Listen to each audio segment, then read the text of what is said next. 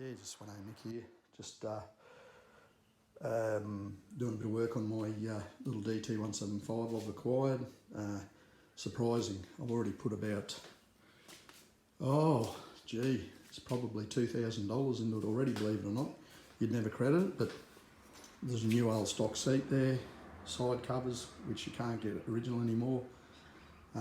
New barrel, new piston, gaskets all over the place, bushes for in the swing arm, which I'm just doing at the moment.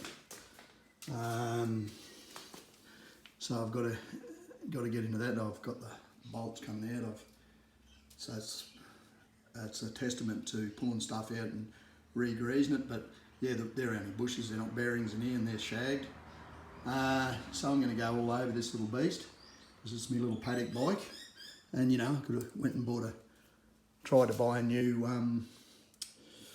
I reckon KLX 230 would be the bike that I'd buy next if I was buying a new, but I don't want to spend that sort of money into motorbikes because my motorbiking days are at the back end and I know these things inside out. I'm actually regressing back to the old days. Very first bike I raced in 1979 was the DT175. Very first bike I got my first trophy on was with the DT175.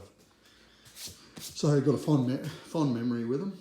Good little bikes, bulletproof, low power. It's like anything low power, they're generally pretty bulletproof because they haven't got stuff wearing out. And these little two-strokes are just simple. You know, they're not probably big revvers or anything, and they just last. So, and they don't have enough power to destroy too much. So they're a good beginner's bike. I'd say to young people every day of the week, if you can get your hands on a good one of these, they're a great little beginner's bike. So I've got to do the spokes. They've got. I'm going to get bolt off, untake the wheel off, tyre off, and I'm going to try without continually spending money. See that? So they're loose, and I'm going to get some bolt off in and around the threads here, clean them up with a wire brush in here in the nipples, and see how I go. I'll put some bolt off down there with the tyre off. And yeah, that's we'll just see how we get on. I've got some new brake pads for the back brake pads are shagged. I had to put new clutch fibre parts of the clutch plate in it, and as it was sticking, when I pulled it apart they were glued together. There'd been a bit of water in the gearbox and it was still in there, and it was surprising. I'm a big fan not wetting things down too much if you don't have to, because it doesn't matter what people say, a lot of bikes do ingest moisture. If you're washing stuff, they ingest moisture and you know, if it's warm it'll suck moisture in. It's like your hydraulic brakes, the brake fluid will pull water in, and that's just a fact of it. So the least amount of water the better as far as I'm concerned.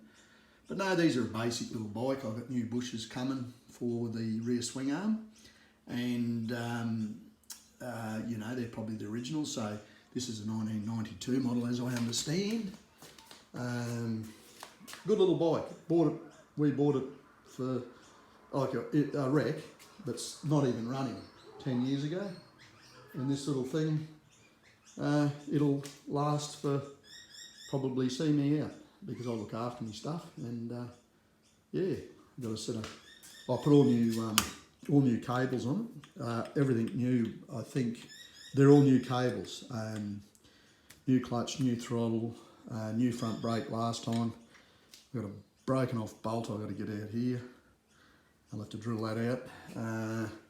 Yeah, there's a lot to do on it, but this is my retirement and this is what I enjoy doing. So look, I'm going to leave it at that. There's 4 minutes down, so I'm going to leave it.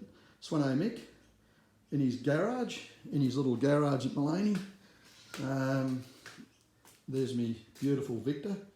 She's heading down New South. The brush cutter will be going down soon. This is what I'm just maintaining the lawn with up here until we get down there. Bits and pieces here everywhere. We were in the gliders there years ago. My son, my younger brother Trev, and they're all falling apart. But yeah, bits and pieces here everywhere. Got myself a second-hand Honda fuel tank for my old hybrid Suzuki because it's got a plastic RM fuel tank on it at the moment, and I think it's about ready to split, like the ITs and that do, and so I picked that up and I'll retrofit that onto the OSP. That's off an XLX, a metal fuel tank, XLX I think, 250 or 350 or 500. Yeah, so that's it. There's another 5 minutes down, 5 minutes plus. So I'll just progress with the work on this and show you as I go, but it's not going to be a flash looking thing, but it'll be a good usable little farm bike. Swano Mick, he's all have a lovely day. Mick with his DT, Swano Mick out.